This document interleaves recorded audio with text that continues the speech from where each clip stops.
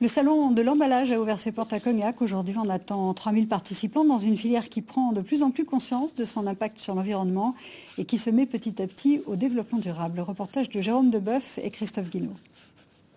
Des bouteilles, des emballages qui rivalisent d'ingéniosité et de style. Mais à quel prix pour l'environnement?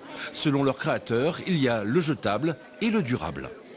Ce qu'on essaye de créer au travers du design, c'est l'expérience. C'est-à-dire que le design, c'est pas la chose, mais c'est l'expérience de la chose.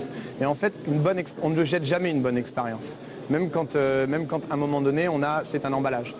Quand on crée par exemple des carafes ou des bouchages en cristal, on ne jette pas le cristal. Pour les produits de consommation courante en matière de spiritueux, la filière évite de plus en plus le suremballage. Une bouteille est vendue nue.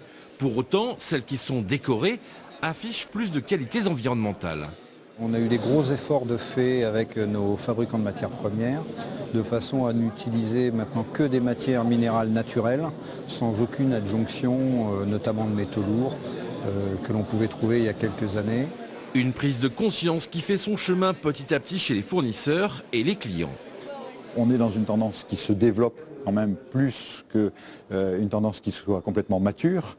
Et aujourd'hui, beaucoup d'exposants du salon VSPAC justement présentent des nouveaux produits qui arrivent sur le marché et qui sont des produits qui sont à moindre impact environnemental.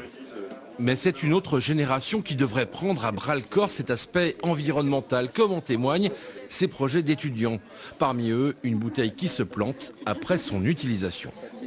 La bouteille est ensemencée de graines de fleurs. Elle est composée de cellulose moulée, donc qui est complètement biodégradable.